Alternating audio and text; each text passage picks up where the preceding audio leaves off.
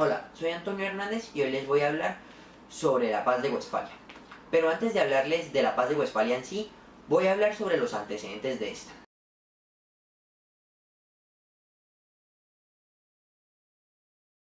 La razón principal de la creación de la Paz de Westfalia fue la Guerra de los 30 años. Hubo tres factores que desencadenaron esta guerra. El primero fue la hegemonía en la zona del mar Báltico. El segundo, la descomposición de Alemania. Y el tercero, la crisis entre Francia y España. Esta guerra inició en 1618 y acabó en 1648. Todo se desató en Suecia, en 1618, con la destitución de Praga.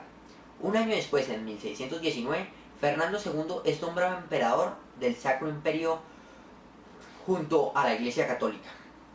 Y los príncipes protestantes de Alemania piden ayuda a Dinamarca para que Fernando no logre unificar a Alemania.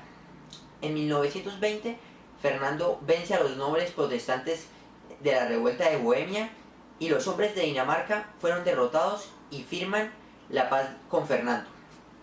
En 1631, Suecia se alía con Francia y Gustavo II Adolfo, en esa época líder de Suecia, empieza a atacar a las tropas alemanas. Estas eran lideradas por Fernando y defendían la religión católica.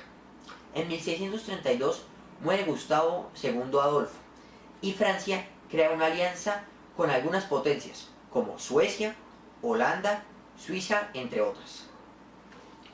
En 1635 Francia declara la guerra a España y al Sacro Imperio. En 1938 Francia y su alianza ganan la guerra y derrotan a España. En 1948, como los enfrentamientos entre protestantes y católicos no cesaban, Fernando III, en esa época el nuevo emperador de Alemania, decide firmar la Paz de Westfalia para acabar con los enfrentamientos de los protestantes con esto acabando la Guerra de los 30 años. Ahora les voy a hablar de los tratados que se firmaban en la Paz de Westfalia.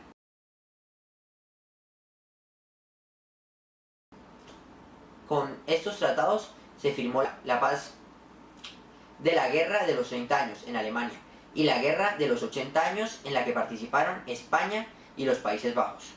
En ambas guerras, el emperador del Sacro Imperio Romano Germánico, los reinos de España, Francia, Suecia, las Provincias Unidas y aliados participaron.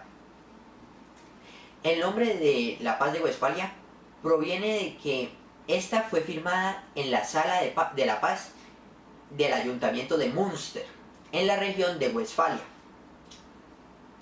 Gracias a los tratados se logró empezar un nuevo orden político en Europa Central. Y después de esto, Europa Central se basó en la idea de la soberanía nacional. De igual manera, gracias a estos tratados, se empieza a hablar de integridad territorial, iniciando esta como la idea base de los principios de la creación de los estados en contra de la idea feudal.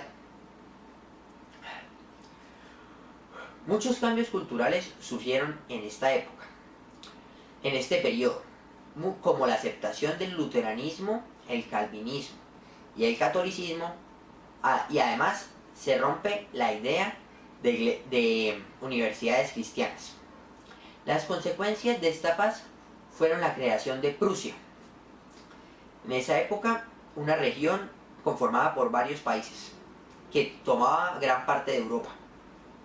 El emperador y el papa empezaron a mediar sobre los asuntos de los estados europeos.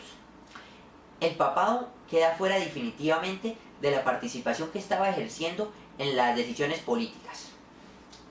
Entre todos los países incluidos en el tratado, Francia fue el más beneficiado, ya que logró su objetivo, el cual era debilitar a la dinastía de Habsburgo. Se independizaron los Países Bajos españoles.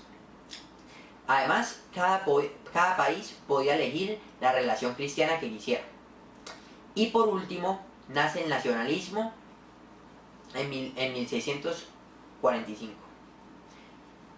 Eso fue la Paz de Westfalia.